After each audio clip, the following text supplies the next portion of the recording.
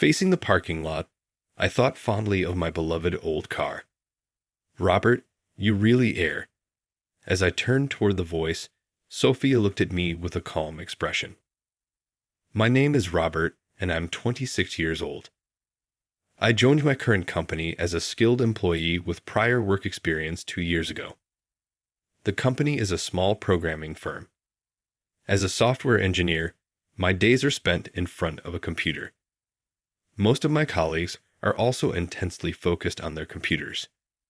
For someone like me who's not great at communicating, it's the perfect workplace. Today, everyone on the floor is quietly getting their work done, except for this one colleague. Hey, I need to talk to you. This is Samantha. She's 24, younger than me, but she joined the company right after high school. She's been here for nearly 6 years, making her a veteran. She handles administration, accounting, and miscellaneous tasks. She's pretty meticulous at her job, but what a character.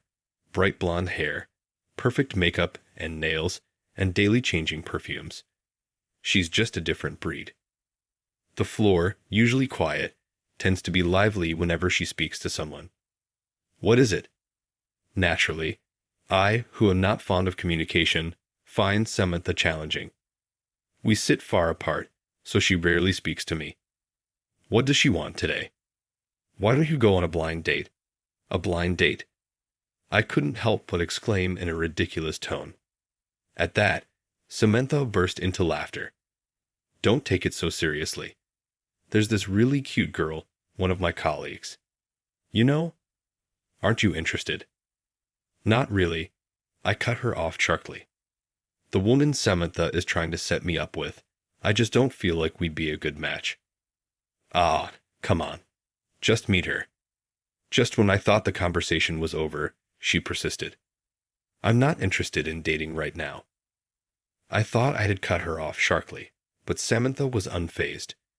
So maybe you'll get interested once you meet her. Seriously, don't you find everyday life a bit bland? I've never seen you looking like you're having fun. She said this bluntly. Since she's always like this, her words don't particularly hurt me. I'm satisfied with my life as it is. Besides, Samantha, what are you thinking of introducing someone like me? No offense, but I'm a plain guy. I know it's one thing to say it myself, but it irks me when others do. All the guys around me are so loud. I thought maybe it'd be refreshing to have someone like you around for a change.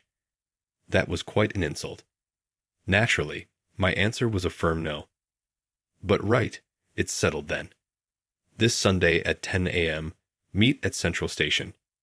You have a car, right? Come pick me up in your car, okay. She had forcefully decided on the time and place. I said I'm not going. It's impossible. Please ask someone else. How about asking Ryan? When I casually mentioned Ryan, his eyes widened and he shook his head vigorously. Robert is the one I want this time. Are you really going to turn down a colleague's request? I won't do your errands anymore. I won't even process your expenses. Are you okay with that? That would be a problem. But just as I was about to complain further, our manager Brandon shouted in anger, Samantha, enough. Good. Brandon finally intervened. Just as I thought this issue was resolved. Robert, just give in and go. She's making too much noise. Followed by an unbelievable continuation. Yes, look, it's an order from the manager. I tried to protest, Samantha cutting off her exclamations. But come on, it's a good experience. Maybe non-assertive men are the trend now. But, as an American man, Brandon suddenly fired up, lectured me for about 20 minutes. I decided to give up. Fine, I'll go on Sunday. It seems she targeted me out of novelty, but I planned to bow out within 5 seconds of the meeting. On Sunday, I dressed casually and arrived at the meeting spot in my beloved car. After parking, I met up with them at the station concourse next to Samantha, who was wearing an even flashier miniskirt than usual. Her hair wasn't as flashy as Samantha's, but still dyed brown. Her makeup was impeccable with false eyelashes, and she wore a long skirt. Samantha was teasing her. "Hey, Sophia, what's with that outfit? You're less enthusiastic than usual. Where's your sexy miniskirt? Don't spill the beans, Samantha." So she usually wears more revealing clothes. "Isn't your perfume too mild today, hey?" "But Samantha, you said, milder is better." "I did say that, but isn't this too mild, right, Robert?" "Honestly, I couldn't care less. I really think we're just too different." "Ah, this is Sophia," Samantha introduced us, ignoring my confusion. The woman introduced herself cheerfully. "I'm Sophia. Very happy to meet you today." "I'm Robert. Nice to meet you." As I mumbled my greeting, Samantha immediately retorted, "Cheer up. Stand up straight. And what's with that outfit? You knew you were meeting a girl, right? You could have put more effort into it." "I should have chosen an outfit for you." Samantha was as loud as ever this early in the morning. "This is my best outfit, though." Samantha was shocked by my blurted reply, and Sophia burst out laughing.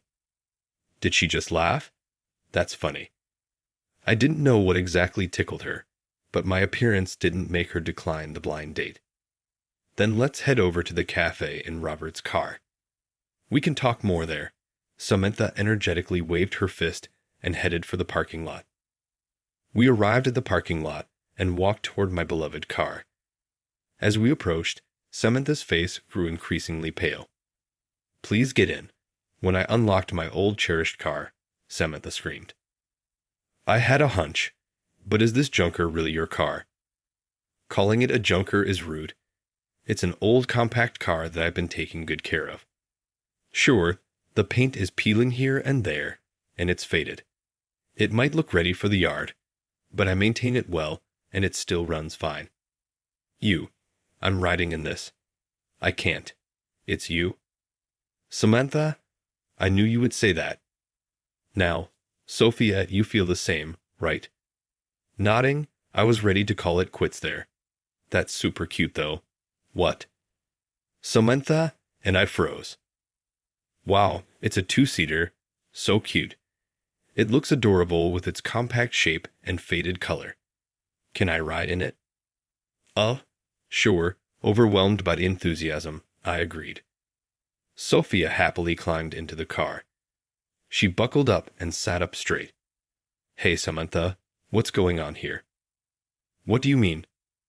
"Well, normally someone would politely refuse after seeing this car, right?" "It's fine. Sophia seems to like it. But I have no plan." Just as I was about to say more, Samantha's phone rang. "Oh, it's my boyfriend." "No way. He's free to meet now." Lucky. I had a bad feeling. "Okay, I don't want to ride in this car. You two have fun, just as I expected. Give me a break. I can't do this without you, Samantha." I'm not good at talking. As I protested, Samantha seemed preoccupied with thoughts of her boyfriend. It's okay. Sophia will do the talking." "Okay, Robert." Smirking, she leaned in close. "Make sure you get her with that." Samantha vanished into the station concourse at the speed of light. "Where's Samantha?" When Sophia realized it was just going to be only me, she looked a bit uneasy. "She's got a date with her boyfriend, so it's just us two now." "Awkward, right?" "I'll just take you home today." I hinted at disbanding, but Sophia responded, "Oh, that's great for Samantha. She's been looking lonely lately." "Oh, can I go to the restroom? I'll be back in 5 minutes." Though she could have taken the train home without saying a word, I nodded, watching her walk away. When Sophia returned, she seemed like a different person. Sorry, I touched up my makeup. If I had shown up in front of Samantha like this, she would have teased me. The makeup Sophia wore was more natural, almost like she was barefaced. Recently, my makeup has been too heavy. "Oh, how is it?" Weird. Her slightly embarrassed expression was unexpectedly cute. "It's fine either way," but Sophia flinched slightly. "You don't have to force yourself." Then Sophia blushed slightly and said, "Since we've just met, please feel free to point out anything odd about me." Oh, that was quite rude of Samantha, wasn't it? I'm sorry. She didn't mean any harm. Ah, indeed she did tear into my car quite a bit. She's notoriously blunt at work, too. But it's okay. She may speak harshly, but at heart she's a good person. I know that. She's also meticulous at her job, and she even makes coffee daily, keeping each employee's preferences in mind. Saying this, Sophia looked as if she herself had been praised. Are you sure this is okay? Suddenly, just the two of us. Ah, it's fine. Let's go. So the blind date continued. I'm not good at making conversation, and surely if the silence in the car drags on, she will tire of a plain guy like me. I tried to steel myself, but then. Do you want some chewing gum? Water? I brought a variety of things. Do you prefer sweet or salty snacks? What do you like to do on your days off? Her words bombarded me like an unstoppable deluge.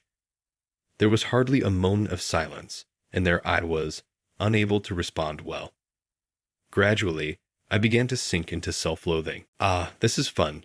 Hearing that, I blurted out, I'm not looking to date anyone right now. Without any context, I had blurted out my true feelings. I was slightly irritated that Sophia called our quiet car ride fun. I wasn't providing any entertainment. There's no way it could actually be fun. We should end this farce quickly. It's a waste of both my time and Sophia's. At a red light, I glanced at Sophia's face, and she responded with a smile. That's okay. Her smile seemed a bit clouded. Don't be so serious. Oh, are you tired from driving? Should we take a break somewhere? The tense atmosphere lightened slightly. In the end, my statement only seemed to make her more considerate. Feeling unbearable, I suggested going to a movie. Sophia's eyes sparkled. A movie date, yeah. I want to buy caramel popcorn. I had only suggested it because it meant 2 hours without needing to talk. Yet she was excited. I sank deeper into self-disgust. Wow, what's that? Where did that come up before? That line was funny, wasn't it? That was naive of me. People who love to talk will talk anywhere, seemingly aware of disturbing other people. She whispered in my ear in a hushed voice. It was ticklish. Suddenly, I realized, wait, is she taller than me? Sophia's face was above my line of sight. Oh, maybe it's just her good posture. I've always been a bit slouched. I had noticed her good posture even in the car. As I was momentarily captivated by her posture, she offered me some popcorn. I hadn't really wanted any. Reflecting back, she had offered drinks and chewing gum while driving too. I felt a warm feeling inside. It reminded me of how my grandmother used to show her care.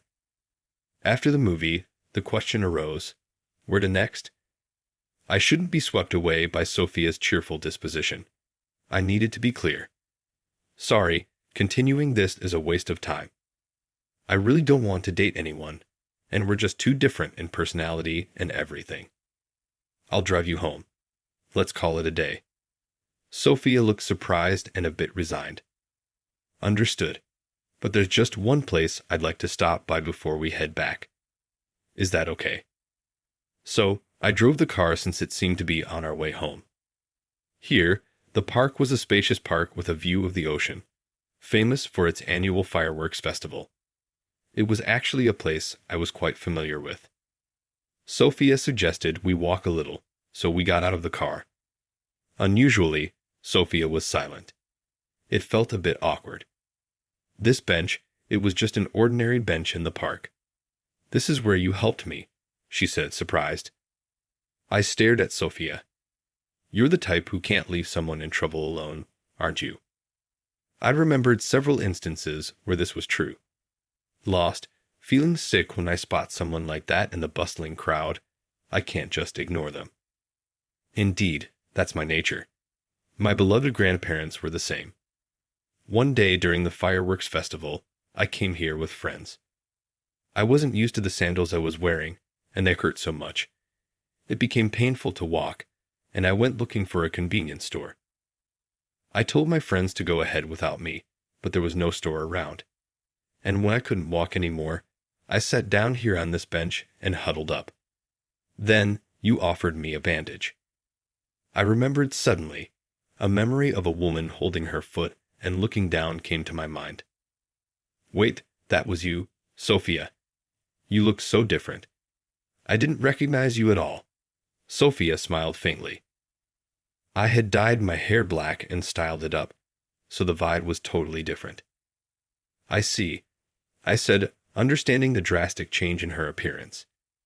As I nodded in understanding, Sophia continued, I was so moved, but I couldn't ask for your contact info, and I never thought we'd meet again. But there was a drinking party at your company last month, right? As she mentioned it, I recalled a mandatory social gathering that everyone had to attend that day. Samantha called me. It sucked, so we're having our own little party, she said. I was nearby, so I joined early, and there you were, Robert. I was so surprised. I asked Samantha to introduce you. I wasn't just filler then. It wasn't just a random selection. She had been looking for me, and I was the one she wanted. Surprised by this revelation, I found myself staring at Sophia.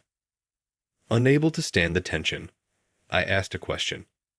Why are you close with Samantha? Upon hearing this, Sophia smiled thinly. My parents are divorced. It felt like I had asked something I shouldn't have. Unsure how to respond. My parents were always busy too. We hardly talked. I tried to reply.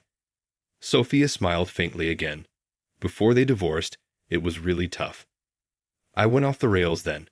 That's when I met Samantha. Just hanging out and having fun without thinking about anything. I thought if I lost Samantha and the others, I'd have nowhere else to go. So, I really put effort into my makeup and clothes. I see. Searching for a place to belong, was Samantha that place? Couldn't there have been somewhere else? My grandmother died around the time of my parents' divorce. I used to be sent to stay with my grandmother whenever my parents fought. With both my parents divorcing and my grandmother gone, I ran away from everything. That's why I'm really grateful to Samantha.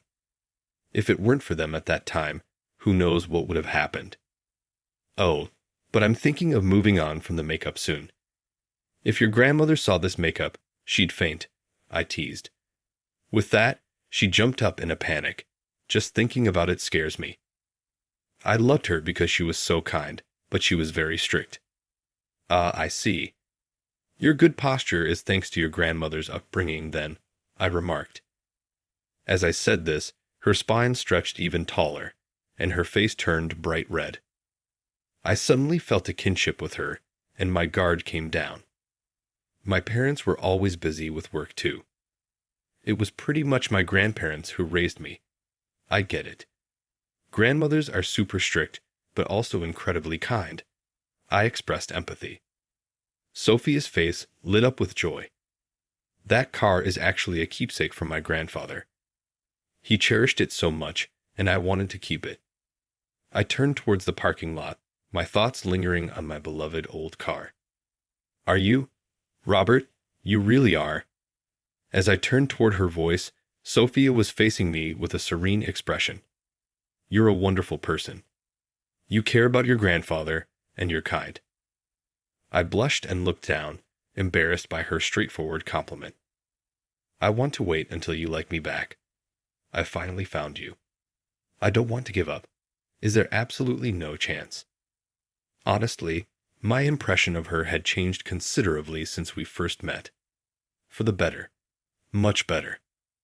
But then, I suddenly remembered the women who approached me during my student days. As soon as they realized I wasn't what they expected, they drifted away. Give me some time to think. That was all I could manage to say.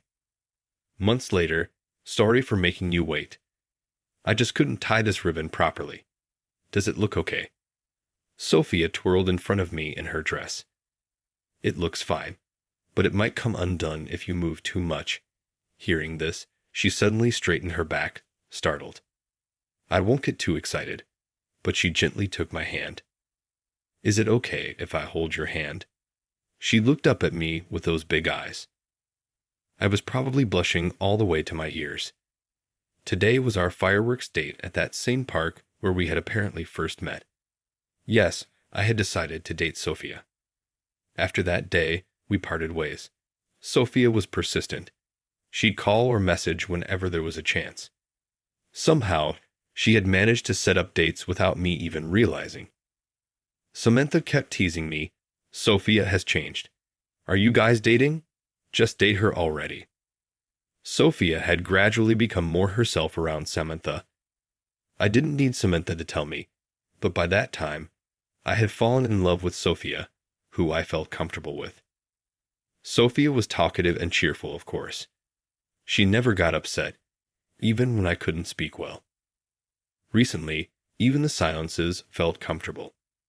That's why I was worried whether to let Sophia know everything about me as I truly am. After watching the fireworks as we were moving through the crowd, Sophia noticeably slowed down. I looked down and saw that the tops of her feet were red. It seemed the straps of her sandals had rubbed her skin raw again. Unfortunately, I didn't have any Band-Aids with me today. Sophia was supposed to have brought some, but they were nowhere to be found, possibly dropped somewhere. It looked like it would be difficult to get her back to her apartment by train. Maybe this is a good opportunity. I muttered softly, and Sophia tilted her head in confusion, feeling a sudden closeness. I suggested, "My place is nearby. Should we go there?" Sophia reacted with exaggerated surprise. In the months we had been seeing each other, I had never once invited her over to my home. While I had stopped by her place a few times when dropping her off, I had never hosted her at mine. She seemed a bit sad about this. The reason I hesitated to invite her over, it was because, "Wait, is this high-rise yours?" That was the reason. "Wait, you work at the same company as Samantha, right? How can you afford the rent here?" I invited Sophia inside and tended to her feet. "What did Samantha tell you about me?" Sophia recounted as she remembered. "Well, she said you were plain, serious, always brought your lunch, and seemed like you didn't have much money. She even wondered if I still wanted you." What a description. But that was fine. That was the kind of person I was striving to become.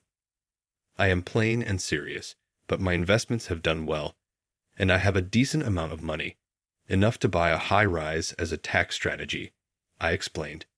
Sophia's eyes widened even more. "Why didn't you tell me until now?" She squeezed out a perfectly reasonable question in one word. Distrust. My parents were successful in business. Remember I told you they were always busy. That meant a lot of money was around. I don't live lavishly, but somehow people find out about such things.